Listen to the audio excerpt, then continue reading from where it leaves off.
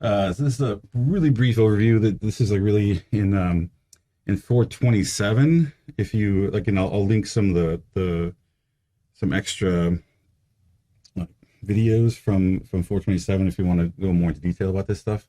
There's more to it, and use this as like two different topics, sort of split up, talking about CTT and like reliability, and then IM analysis. But I'm sort of just talking about them both real fast because just to give you enough information on sort of where this stuff came from and how we used to do these things. And then when we talk about IRT, sort of then what IRT is sort of the new approach to doing a lot of these same kinds of things, the little more sophisticated way. So classical test theory used to be called test theory. Right? It used to be just test theory. It was the test theory, right? And then as IRT and other more modern approaches to test creation and psychometrics came about, then it became the classical approach. And it's classical because it does date further back in that way, classical, and it's also just it's not as modern or sophisticated approach. However, I still would say that even though it's the classical test theory and IRT and response theory is the more modern approach, this probably gets used still more often than IRT does. And there are some issues with that, and there's some limitations with classical test theory that people oftentimes don't really acknowledge.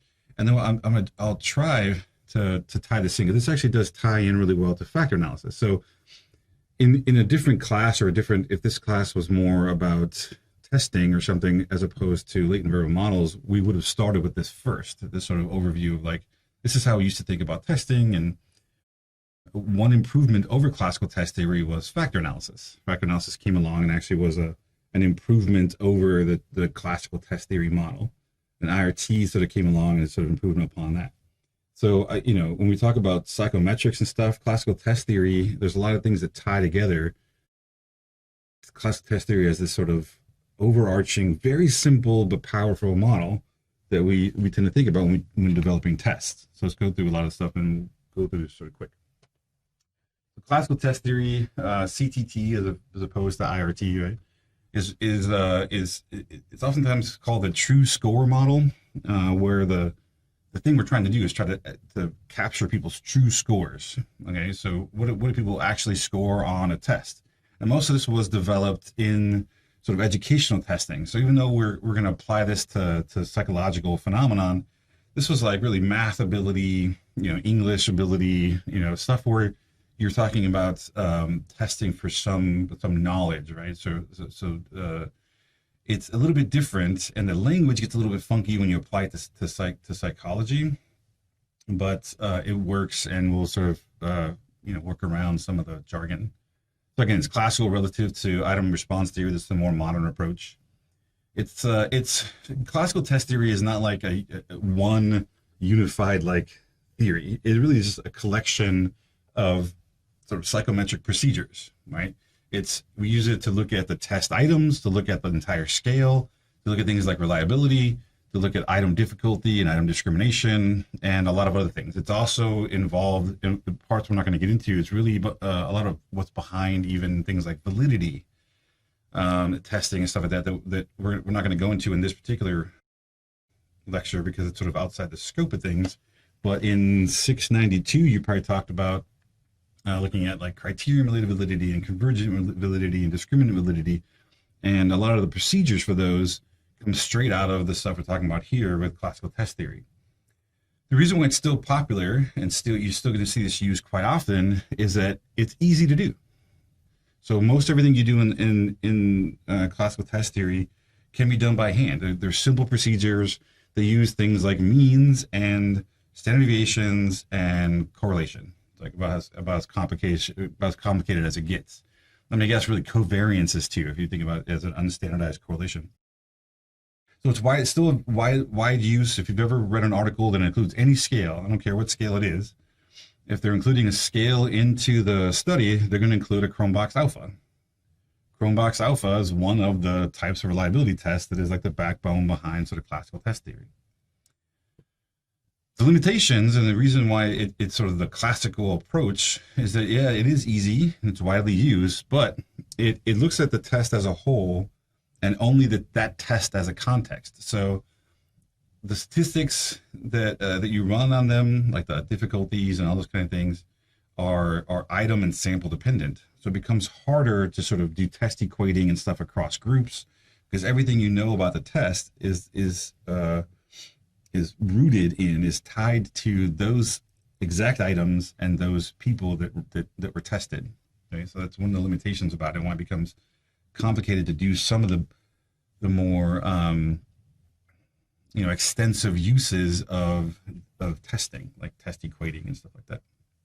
So this is everything that is classical test theory related really stems from this one very simple equation. Everything, right? And even though this looks super simple, there's just three elements in here. It's very, very, very, very powerful when you start thinking about this and what this allows you to do.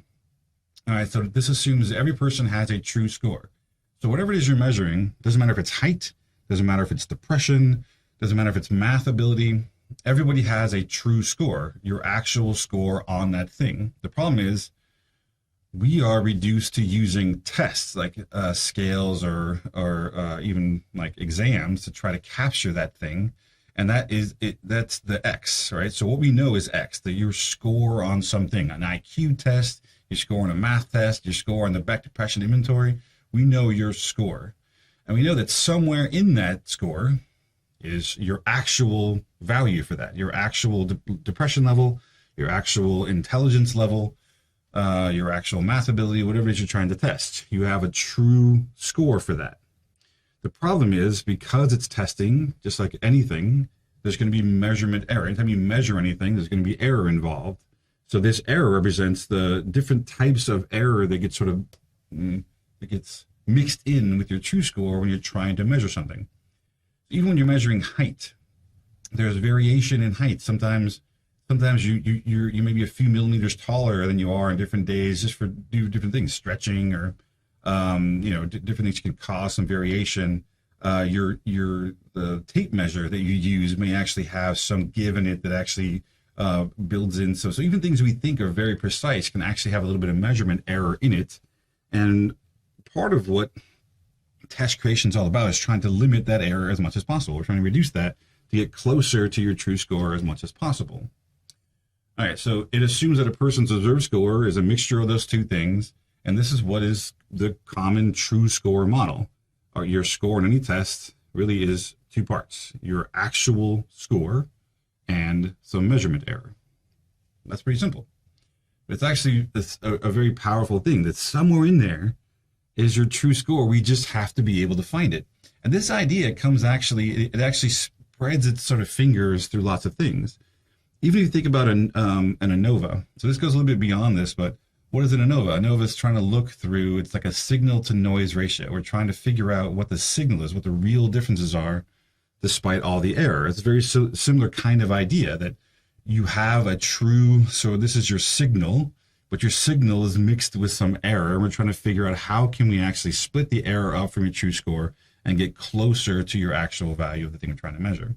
And this is most methods in psychometrics are trying to do a better job of getting at what this true score is. Limit the measurement error, get a better, more consistent value. Now, in terms of true score, right, trying to limit the error and get closer to the true score is all about reliability, right? Making this sort of more consistent, making this more error-free. It's reliability. Questions about whether or not that true score is actually measuring the thing that you're trying to measure, well, that's validity. So there is some true score, like if this is supposed to be, if I'm trying to measure a person's true level of depression, trying to limit the error, the measurement error around depression to get at the true score more precisely is about reliability. Arguing whether or not this really is a measure of depression, that's validity. Two different things. One's about trying to eliminate this and get a better measure, a better, purer measure. The other one's trying to establish whether or not this thing really is the thing you think it is. Right? So, I mean, that's very overly simplistic, but for the most part, it's a pretty clear distinction. Is this what you think it is? That's validity. Can we separate this from error? That's reliability. Make sense?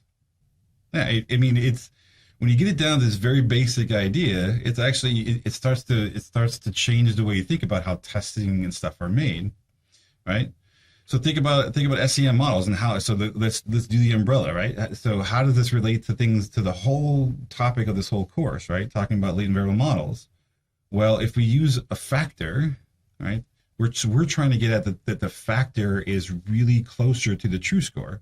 We're using latent variable models to get at this idea of a true score by separating out what is common amongst all the items and getting rid of the error in the items that are in each measure, right? So each item is a combination of what's influenced by the factor and what is unique. Anything that's influenced by the factor then should be, right, this is the theory, should be related to the true score.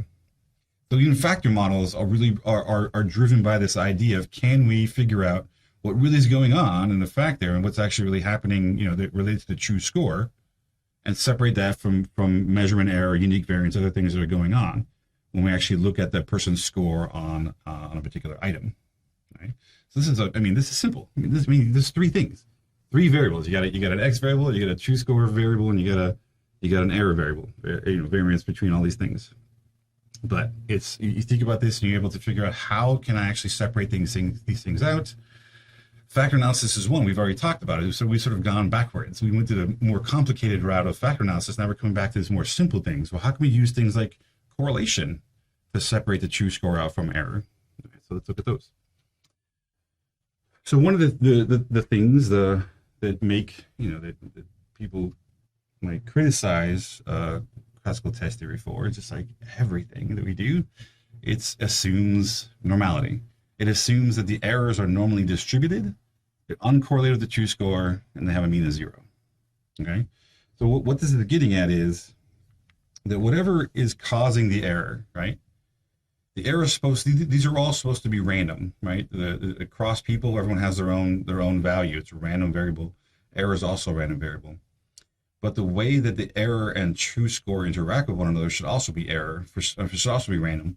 Some people, the error actually raises their score away from the true score. So for other people, it lowers it away from the true score. So you're getting sort of a random variability around it, with the idea that the overall, the net effect is 0.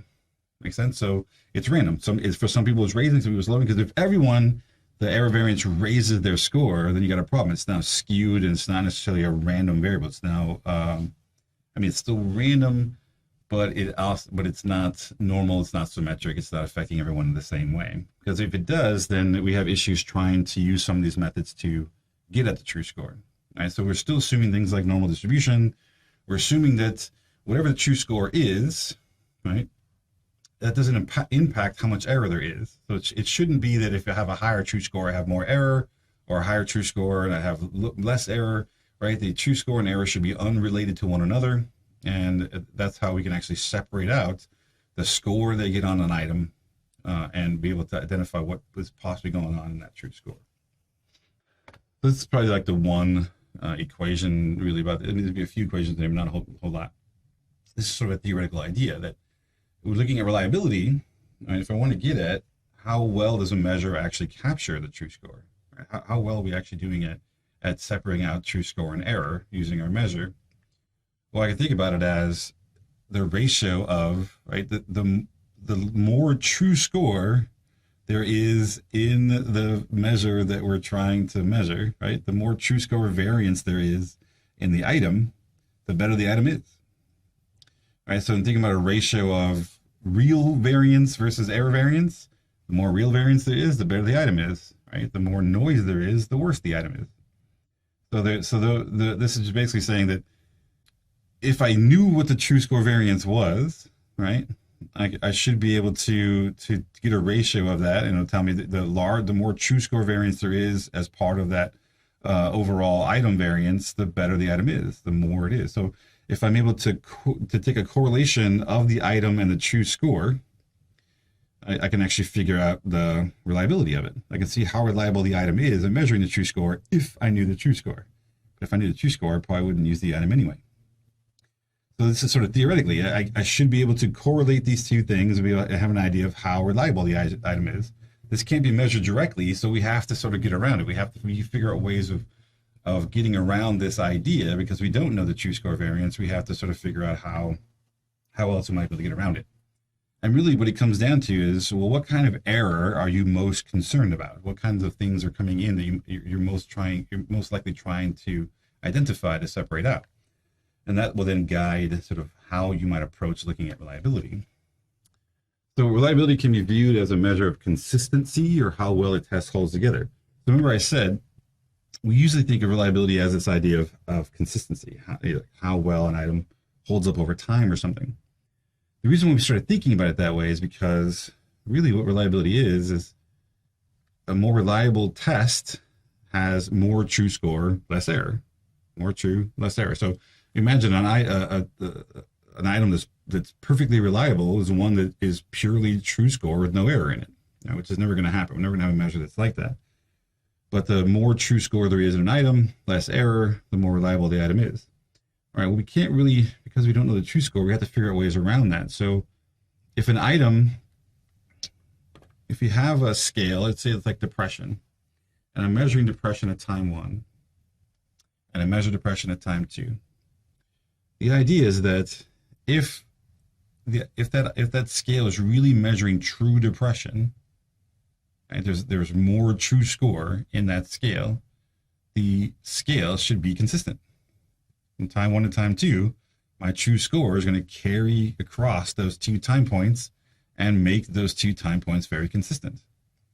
So this idea of reliability as being sort of consistency comes from this idea that if a test is doing a good job of capturing the true score, then you should get a similar score at time 1 as you do at time 2, or time 3 and time 4, or whatever. It should be consistent because it's measuring the same true value within the person's whatever psyche, math ability, whatever it is you're trying to measure, IQ. So we typically think about reliability as measured on the scale of 0 to 1. Higher scores closer to 1 are more reliable. We typically like 0.8 is like the lowest cutoff. We want things to have reliability of 0.8 or more to be considered reliable. That's 80% reliable, like true score variance, and 20% error. Okay, so the greater the number, the higher the reliability. So the approach to estimating reliability, like I said a second ago, depends on like how you're trying to estimate the true score and what the source of the measurement error is. Like what things do you think might be bringing in error into your measure? And then there's different ways of looking at reliability. These are the 4 main types, even though there are others. There are more than these. These are sort of the main sort of approaches. You got test-retest, which is probably the most commonly used sort of pre-post measure, like I just talked about, looking at the consistency of scores across time. You got parallel forms, which is a bit tougher, but still can be done. You got split half, which is another interesting idea. If you don't have test, retest, or you don't have parallel forms, split half is a way of sort of doing a form of reliability if you have enough items. And then you got this idea of internal consistency. So they have different sort of reasons for, different sources of measurement error that they're trying to capture. But for the most part, they're all sort of looking at this idea of, well, the better a scale or an item is, the more they're actually capturing the true score. And therefore, things like internal consistency should be higher because the true score is sort of shining through and keeping everything consistent.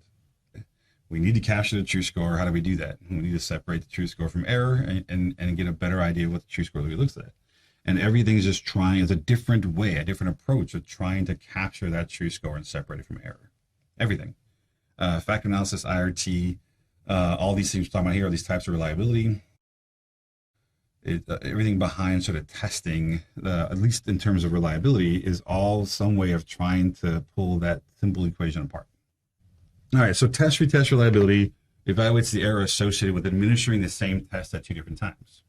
So the idea, again, if a scale is measuring something consistently, right? If I'm measuring depression well, and it's capturing people's true score with some error, if I look at 2 time points, the variance that those 2 time points share reflects the true score. Make sense? right? So the only reason why they'd be consistent from time one to time two, if everything was random, there was just all noise, no true score at all, you'd have zero correlation from time one to time two of the same scale. The more consistent a scale or an item is from time one to time two, the more reliable that item is because the more true score is present in that scale. You're capturing something that's more consistent, right? Because true score is more of the ratio between true score and error. We're getting more true score or less error. So it's actually being more consistent across time because you're capturing that true score. Okay? It's a weird idea, but it works. And it targets something called time sampling error, which is this idea that anytime you measure something more than once over and over again, people are not going to score the exact same. They're going to have some variability across time. So there's this idea of time sampling error. So if we want to be able to target that, if we actually want to see, okay, well, how consistently, because let's say I want to look at, I have an intervention where I'm trying to increase students' math ability over time.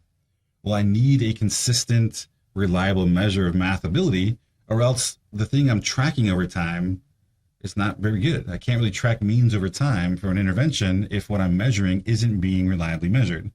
So I need to be able to target this sort of sampling error, reduce this down as much as possible, and get something that's consistent across time.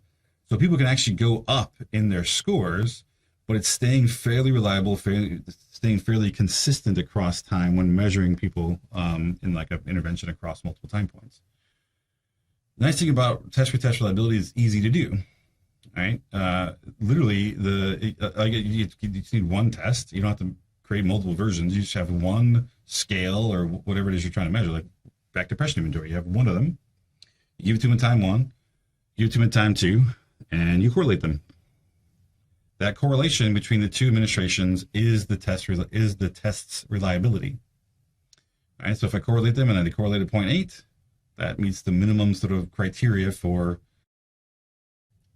reliability. The reason why this works is the more reliable an item is, the true score is going to be better reflected in both those time points if it's more reliable. That way you can correlate it, and that correlation would tell you how much true score is really in that scale over the time. Make sense? So a scale it's more reliable, has more true score variance relative to error variance, is going to have a higher correlation across time. It's going to be more consistent. And that's why test-retest reliability is one you see used quite often. It actually, I wouldn't say it's actually the most widely used, but it is, it's used pretty often to look at, especially if you have something measured more than once. They'll likely give you a test-retest reliability. The sources of error here come from random fluctuations in performance, just random things that sort of might affect your ability, especially, again, think about the wording here, random fluctuations in performance. So this is really a lot of the language from testing, like classical test theory, really comes from things like ability testing, like math ability, science ability, intelligence testing, because they're really talking about how well you perform on a thing, right? But these words don't really quite translate over to psychology or to psychological variables, because we don't think about random fluctuations in performance on depression. That seems weird. I wasn't performing as well at depression this time as I was last time.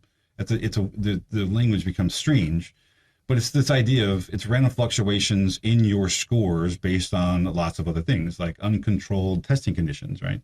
Let's say it was raining one day, you took the test, and it's sunny another day. Things can actually affect mood, things like that, stuff like that can happen. There could be sudden noises or chronic noises in a testing condition at one time that aren't there another time, that can actually affect how well people actually perform. There's other things that are distractions. There are internal factors, illness, fatigue, emotional strain, worry, recent experiences that happen between the testing. All those things can affect and make the scores fluctuate, but hopefully the true score, your value for that thing you're trying to measure, actually sort of shines through the time points regardless of all these other factors. Okay. Test-retest reliability is generally used to evaluate constant traits. So here's the other limitation here. You can't use test-retest reliability for something like hunger, okay? How hungry you are, because that's not really going to work. It's got to be something you're measuring that you think is at least fairly consistent. Things like intelligence, personality traits, even things that should be relatively consistent. Things like depression or other psychological issues. that you don't expect someone to have one week and then be gone the next week. Something that should be fairly consistent. So again, some things like measures of mood are really, really hard to do because moods fluctuate quite often depending on a lot of things. So that's a really hard one to try and get a consistent measure for. So other problems too are things like carryover effects. So this is cited a lot. Anytime you do test, retest, reliability, pre-post testing, people right away be like, oh, what about carryover? What if people are just doing better at time two because, well, yeah, that's an issue when it comes to trying to make claims about like an intervention causing a change in mean from pre to post, right? That's a problem. But when it comes to reliability, though, it isn't. So exposure to test at time one influences scores on the test at time two. So everyone goes up. So everyone starts off, let's say this is like the top person, second person, right? Everyone starts off in a sort of order. All right, well, at time two, everyone goes up, but they should go up consistently. That would have no impact on the reliability. It's going to show there's a mean change, and someone may argue that your intervention didn't do anything. It was just carryover effects that raised everyone's scores up. But this is only a problem when the effects are random. If for some reason the effects of carryover affect some people, like if everyone starts to flip around, or all of a sudden now people, you start to get this random, for some people carryover increases the score, some people carryover decreases the scores, then it's going to be a problem. It's going to affect reliability. But usually carryover would have a fairly consistent effect on everyone. Like, if carryover is going to cause people to improve their scores, it's going to do that for everyone, right? So if everyone goes up 5 points, you still have the same variability. The reliability is going to be the same. You still should be able to capture the true score regardless. Okay. And there are things like practice effects. So again, that's another thing people claim. Well, okay, well, because they saw it once, they've practiced it some and can get better. Same basic idea. It's basically a type of carryover effect. Some skills do improve with practice, like manual dexterity. Things like ingenuity or creativity can actually be increased by simply having done something before. And practice effects may not benefit everyone in the same way. Some people may get a lot out of practice effects, some people may not. And that actually could impact the reliability if it affects everyone in a different way.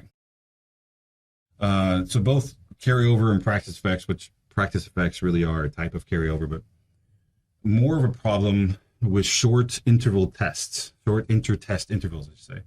So the short ITIs, inter-test intervals. So if I'm talking about something where someone takes the test, they come back tomorrow and take the same test, that's likely going to be an issue because there's going to be more carryover. There's more of a chance for them to remember how they did on the test and carry over.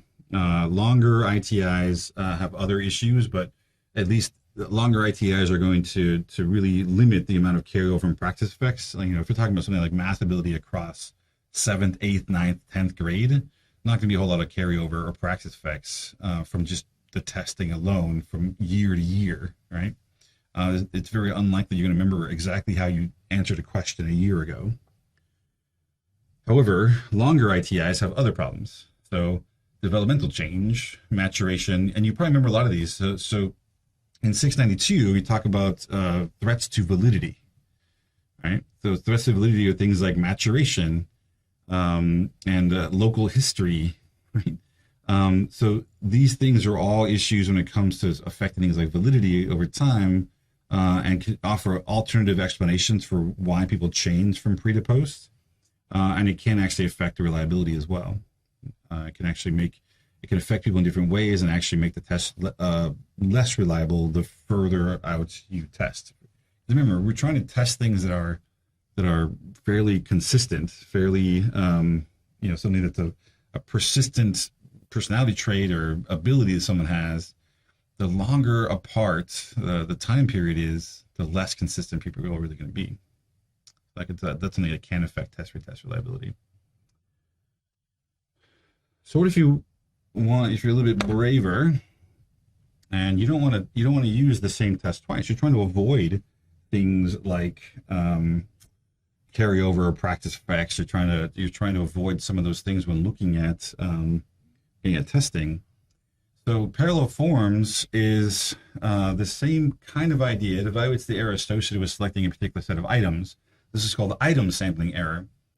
So what I cut out of this lecture, because I had to cut some things out, If you want to look it up on your own, there's something called domain sampling theory that goes. It's sort of part of CTT, which is this idea that if you want to create a test, a scale, what you really need to do is create a it's all coming from some domain. So the domain is going to be something like math ability or depression. That's your domain that you're trying to target. And really, there's like an infinite number of questions that can be written about that domain, right? So there's you think about this huge population of items hanging out there, right? There's a population of items, potential items that you could use for your scale. And what you're doing is you're actually just taking a sample, you're doing some sampling procedure, right, to create just your one test, your one scale. Now, most of the time, people don't do it this way. They don't think about, let's create as many questions as we possibly can and randomly select items. They just create the test. But that test represents just one sample of an entire population of questions, right? So that's a real quick overview of domain sampling theory.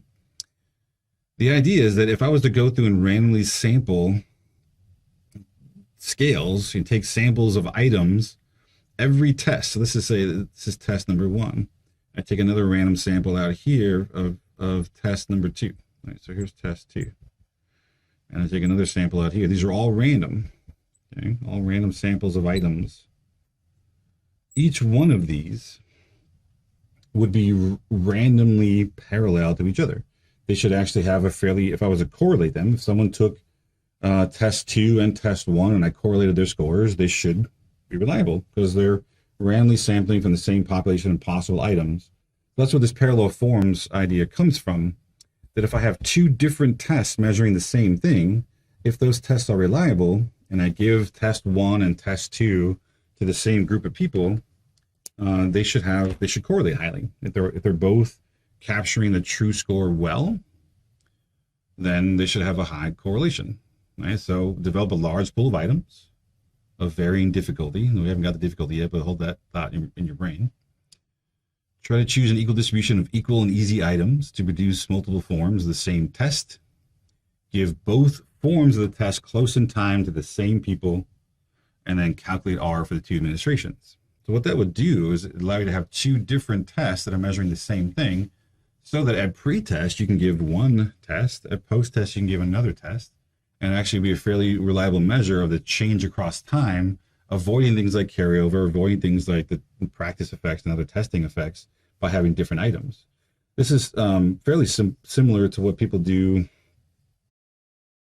You know, this idea of parallel forms is what's behind things like, most ETS testing, right? When you go to take the SATs or the GREs or the MCATs or whatever, no one's getting the same test. Everyone's getting different tests that have been shown to be randomly parallel to one another. And actually gets more complicated with computer adaptive testing, but they're all sort of randomly parallel, measuring the same thing. So you can actually use different versions and still be able to talk about the same construct that it's measuring. Okay? So this is much harder to do than just test-retest, because you have to have at least 2 different forms, 2 different parallel forms of the same scale. And it requires you to then create a whole sort of population of items in which you could sample from to create these parallel forms. So it's a lot more intensive, but in the end, you end up getting multiple tests that are just as reliable as the others, if it's done correctly. And that could be useful for avoiding some of the issues we have with pre-post testing and other stuff like that. So the parallel forms is also known as alternative forms or equivalent forms. You can give parallel forms at different points in time, produces error estimates of time and sampling. So this sort of gets test-retest problems and parallel forms problems if you start to extend the time period out.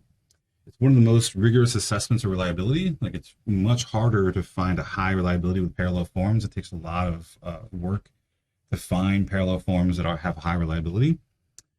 And it's infrequently used in practice because it's too expensive to develop 2 tests. And what really happens is something completely different now with a lot of like SAT, GRE. They've moved to something more like computer adaptive testing, which does the same kind of process but in a different way. We'll talk about that later. split half. All right, so this idea of, okay, we have test retest, we can look at how reliable a test is by looking at it twice. Well, I can have two different forms of a test, look at how reliable the two tests are together. But another way of doing it actually is something called split half. So just like with parallel forms, if I randomly split a test in half, right, I can look at the correlation between the halves as a form of reliability for the scale. So what if we treated halves of one test as parallel forms? This, a single test, all you need is just one test. You also just need one time point. You can look at the reliability of a scale by simply giving it one time and just taking the items, splitting them up, randomly split them up, right? So that's what a split half reliability does, right? It takes the test, splits them up, and treats the two halves as two parallel forms. This is testing for sort of internal consistency of how well the items are actually all capturing the same true score. Scores on one half of the test are correlated with scores on the second half of the test because they're consistently measuring the same thing. The big question is sort of how to split. You can take the first set of questions versus the last, or first half of the questions versus the last. You can do odd questions versus even. You can create item groups called testlets and then sort of use those to create the test. You can randomly select items. Whatever it is, there's different approaches that people use, but it should be more or less sort of random what halves go where, what items go to what half, and you sort of just randomly assign them and then correlate the scores on the halves to see if they are highly correlated. You're going to compute scores for the two halves separately. So each person is going to have a score on the two halves, and you're going to then compute the correlation. The problem here, though, is if we consider domain sampling theory, right? This idea of items. One of the things that, again, I didn't mention with domain sampling theory, and because I sort of cut those slides out, is that one of the driving things behind domain sampling theory is the population of items represents a lot of different aspects, a lot of different nuances of something very complicated, like math ability, right? It includes algebra and geometry and trigonometry and all kinds of stuff within math ability. So in order to get good coverage of all this stuff, then every test, and in every test, longer tests are actually going to be more reliable. That makes sense? So the more items you have, the more likely you are to sort of capture more of math ability. So domain sampling theory says we need more items to actually capture, so the more items you have within a scale, the more reliable that scale is going to be.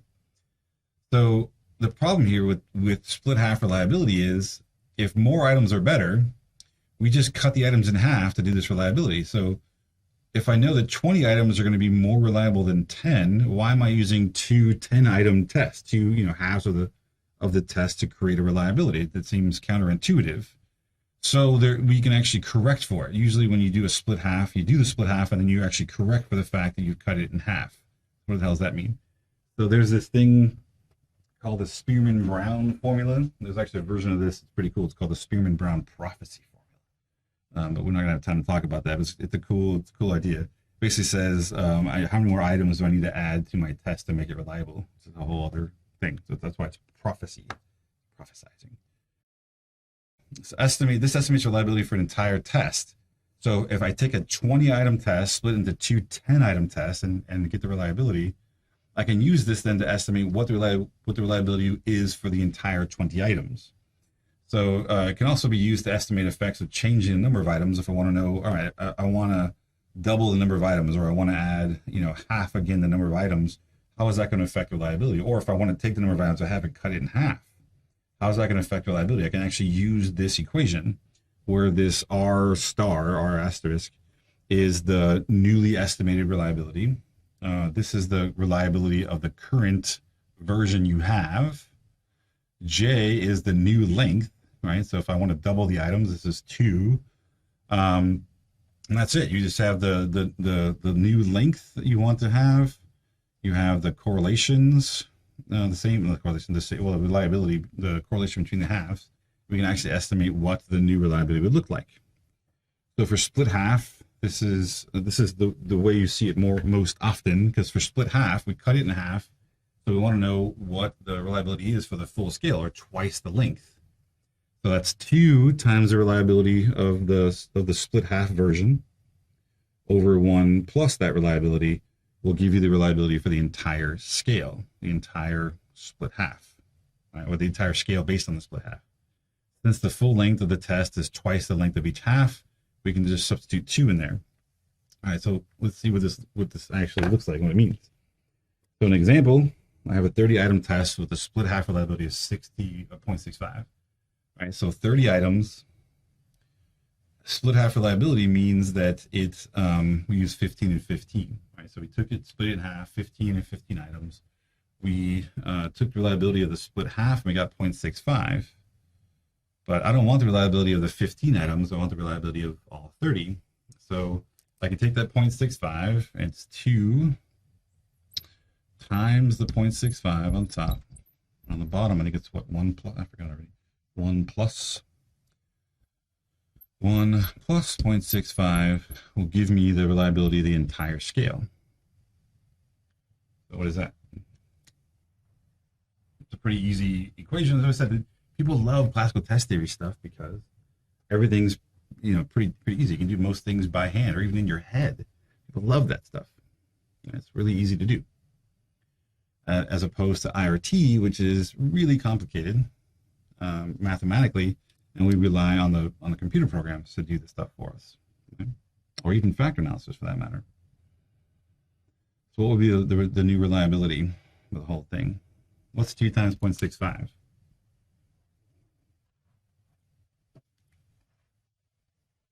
All right, what's the answer? It should be, yeah, so it should be 0.79 or something like that, right? So for half of the items, right, looking at it, the reliability is 0.65, and we look at, if we actually estimate what the reliability is for the entire 30 items, the whole scale, it's 0.79, which is just right at the cusp of like the minimum we typically target for reliability. We want to be like 0.8. So this is really close, where this is not, right? This actually looks much better. So if we forget to do this, we do a split half, and we forget that we actually need to estimate the entire thing, we may conclude that our test is not very reliable, when in fact it actually is.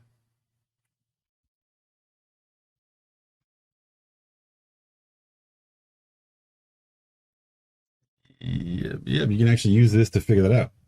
Let's go back to here for a second.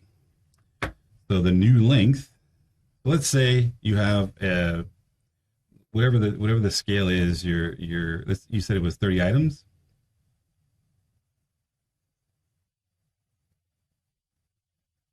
Okay, so let's say the 30 items, right? 30. So you say that k equals 30 items, and you want to estimate what it would look like if k actually equaled 10. Let's say up here the reliability is 0.8. We can actually estimate what it would look like. So we can actually say, all right, so my new scale is going to be 0.333 the length.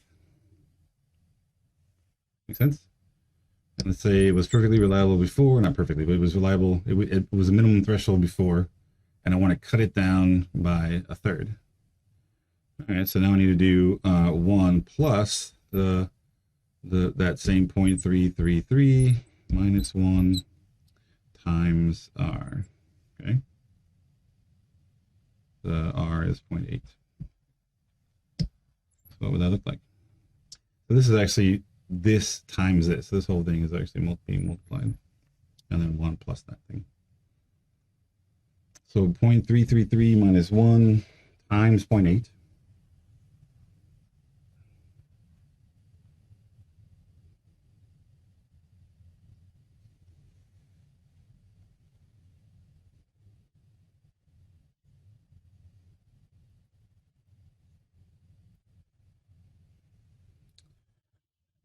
So this on the bottom is, and you got 1 plus that.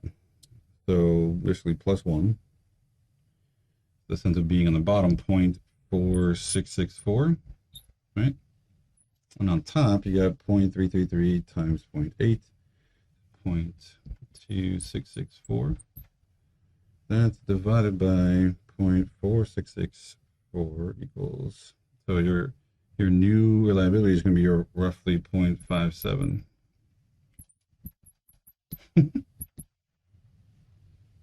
Now, this is just an estimate, but you can, but it's unlikely. I mean, unless you're going to do a test-retest reliability, you might still be able to do something like a Chromebox Alpha or something between the items of when you actually use it to see what it actually comes out. Maybe this is just an estimate.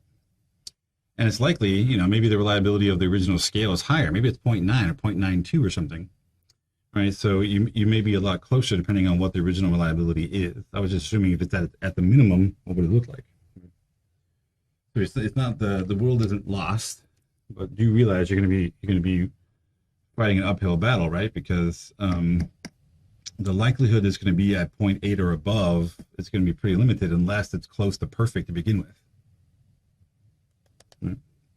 Because it does really rely upon the number of items, which is problematic because longer scales are better, and it really comes down to sort of how reliability gets computed. You can actually improve the reliability of most scales by simply adding in just repetitive items, which is sort of useless. So that's a lot of times you'll see scales that are like, oh, it's got a 0.9 reliability. You look at the items, it's like, I am sad sometimes. Sometimes I am sad. It's like the same item. You're like, okay, it's got a high reliability, but how useful is the scale? Just redundant questions. So that's a whole other conversation about reliability and test creation. But let's take a detour. It's not a very long detour. Hopefully, hopefully I mentioned this before, maybe not. I do talk about this a little bit when I teach like 320 and stuff, but not to this degree. When we use scales, the most common thing that we do as researchers with scales, sort of barring doing structural equation modeling, covariance structure analysis stuff, is we tend to make composites. The Beck depression inventory gives you instructions, right? There are 20-something items on there, and it tells you to just add them up, and then that's their depression score. So we typically make a lot of composites. So often multiple items are combined in order to create a composite score. The variance of the composite score is a combination of all the variances and covariances of the items that create it. So all the variances and covariances between the items sort of get smooshed together into the composite score in the end. And so knowing that, we can actually estimate what the composite variance would be by simply knowing what the item variances and covariances are. So the general variance sum law states that whether you're adding or subtracting two variables together, doesn't matter what it is, you're going to add together their variances, and you're either going to add or subtract the 2 times the covariances depending on whether or not you're adding or subtracting these. But let's say I'm trying to create a composite by adding together items. I can simply take the variance of item 1, the variance of item 2, and I can add to that 2 times the covariance between the 2 items together, and that would be the variance of the composite. We actually know that that's true. You can actually take items and do that and create a composite, look at the variance, add up all the item variances and covariances, and you'll get the exact same variance. And so that's something that we know, how composites actually sort of add up variances and covariances together to create a composite variance. That's true. This essentially means that in order to figure out a composite variance, all we have to do is add up all the values in the covariance matrix. Because every covariance matrix is going to have the variance of each item, and it's going to have 2 of every covariance, because we have the upper diagonal and we have the lower diagonal. So those covariances are going to get repeated anyway. So if we just take the covariance matrix, add up everything in that covariance matrix together, that'll tell us what the composite variance is, right? Or how to compute the composite variance directly. So let's say I have 3 items, X, Y, and Z. And the variances on the diagonal here, I have the covariance between X and Y there, but I also have it there. I have the covariance between X and Z there, I also have it there. And the covariance between Y and Z here, and I also have it there. So if I want to figure, if I was going to add together X, Y, and Z and create a composite for that, all I gotta do is add up all these values, and that would give me the variance of the total, variance of the composite. So what would that be? If I added up all 9 of those scores, what would the variance of the composite be? I'm literally going to add up all these, right? Add up all these, add up all those, and then add across, right? It's going to give me my total. Add up all 9. What would that value be?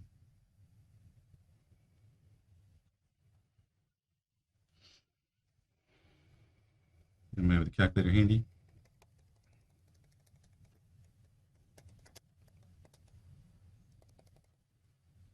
Mm-hmm. Okay, 115.68. Next.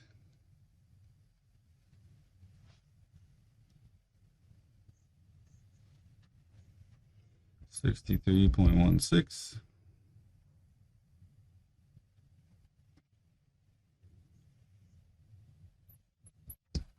Add up those 3. Yeah, add up those 3 numbers.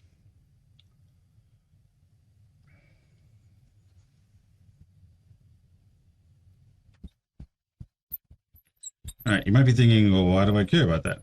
Well, for a second, you don't. Because obviously you could just make the composite and figure out what the variance is, right? But what this actually allows us to do is estimate, or at least compute exactly what the composite variance would look like, or what it would be if we made the composite without actually having to make the composite. Okay, so let's keep that in mind for a second. That the composite variance really is just the sum of all the variances and covariances between all the items that make up the composite. With me so far? And in there, you have the variances of each of the items, plus you have the covariances all being added together to create this composite variance. All right, based on that little bit of information, right, that the composite variance is just a sum of all the variances and covariances of the item, or the items that make up the composite, we can use that info to move on to the next kind of reliability that we tend to report. This one gets reported probably more often than others. So what is a Chromebox alpha? Chromebox alpha, I think it's like a requirement in most journal articles and stuff. If you're using a scale, you have to report it's Chromebox alpha, right? So what is it actually doing? All right, so you've never been taught it. You're required to use it, never been taught it, because this is not something that it's typically taught in most classes. It's not taught in intro psych. The only time I ever teach it usually is in 427 in psych testing. But yet you're required to use it. You're required to have SPSS give it to you and you report it, but you have no idea what it is. It's actually pretty smart. So the Chromebox Alpha is also a version called the Cuter-Richardson 21 or something like that. They're both essentially the same thing.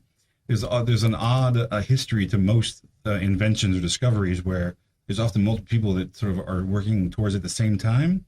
And it's all about who sort of patents it first or gets it out there first. So it's interesting. This is another one of those, I think, where Chromebox and Cuter and Richardson together were working on something similar at the same time. Okay, so if items are measuring, so how do we measure internal consistency? How do we know if items are actually measuring the same thing? Okay, not just measuring the right thing, that's validity, but how do we know that they're all measuring the same thing?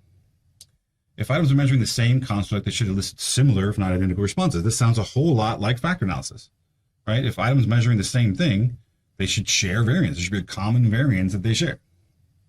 So coefficient or Chromebox alpha is a widely used measure of internal consistency for continuous data.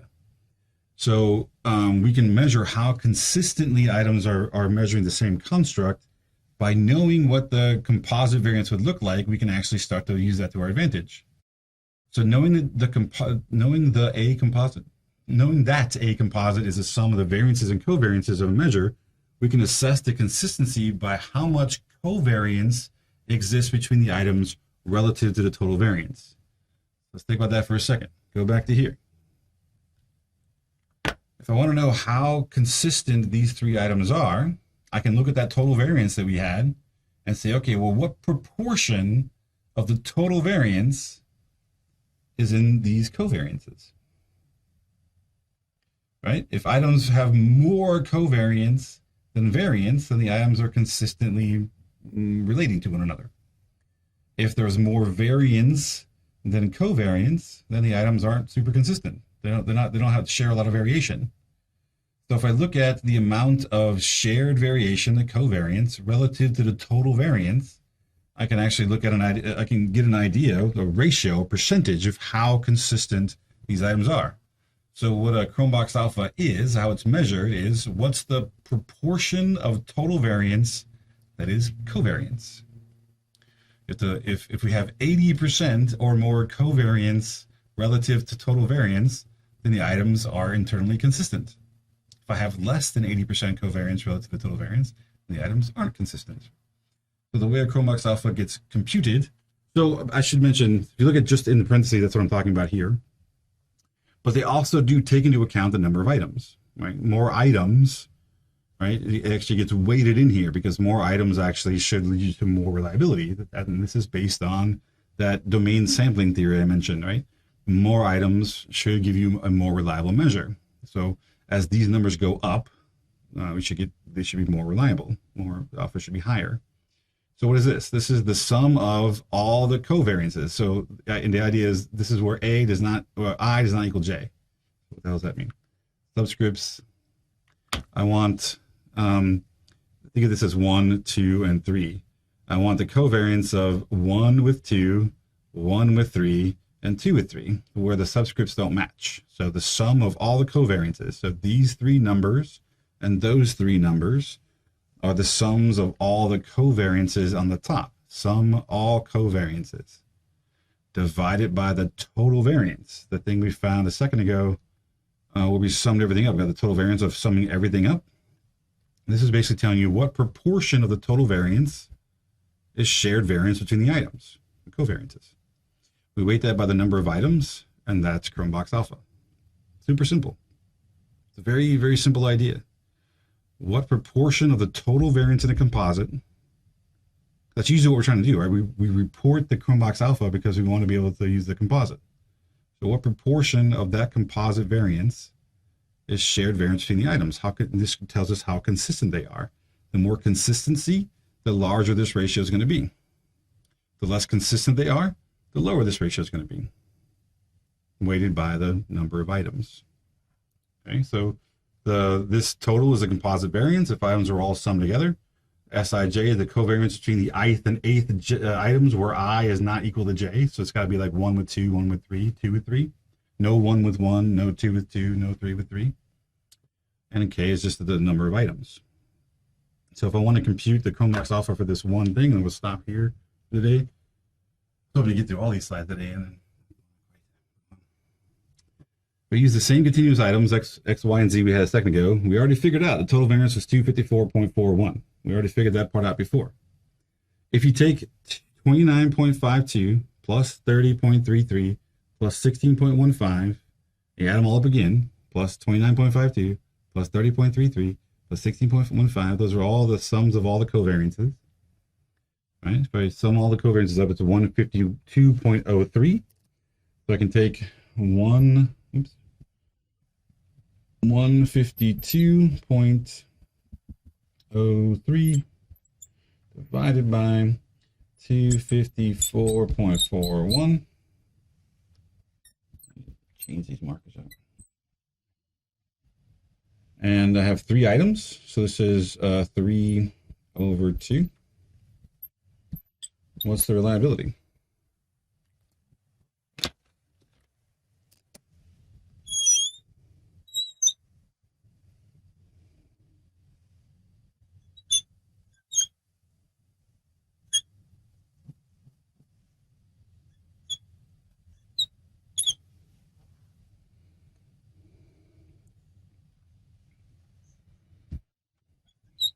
Anybody else get that? Can you confirm?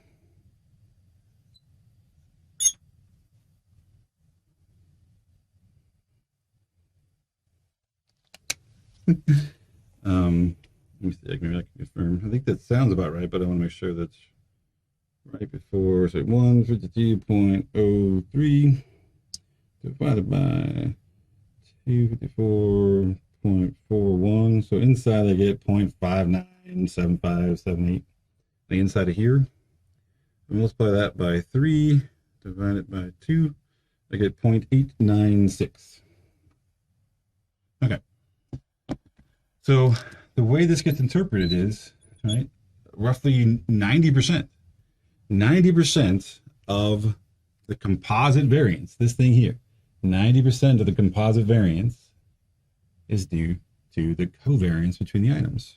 So the majority of the variability that is in the composite measure is due to the items having sharing a bunch of variation with one another. Right, so that's how you interpret a Chrome box alpha. So there's 90% of the variability is shared or consistent. Make sense?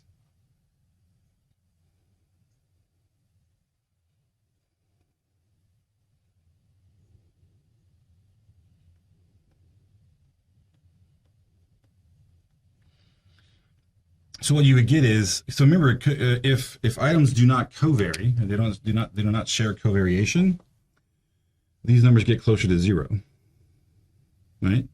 These numbers get closer to zero, or what you have is sometimes they're positive, sometimes they're negative. So one of the things that is not mentioned here that I should mention that's really, really important with Chromebox Alpha is it only works if all the items are in the same direction.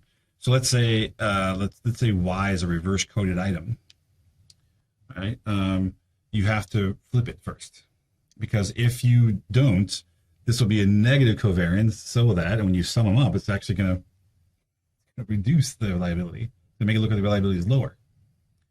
So you have to flip everything so it's the same direction. It only works if everything's is coded in the same direction. But if these items are not related, right, these are going to, relative to the variances are going to stay whatever they are in terms of the scale you're using, right? These are not going to change, but these are going to get smaller and closer to zero. So as this gets smaller relative to the total variance, this proportion is going to get smaller and smaller. It's going to look like only 0.5 of the variation is in covariance, and that's not very reliable. I mean, it tells you that the items are not very consistent because they only have 50% of their variance is shared. It's not very good. Here, 90% of the variance is shared, which means that they're fairly consistent. Okay, that's pretty cool, right? And yet, not something. I mean, think about how simple this is, and yet no one's ever showed you what it is. It's a pretty simple idea.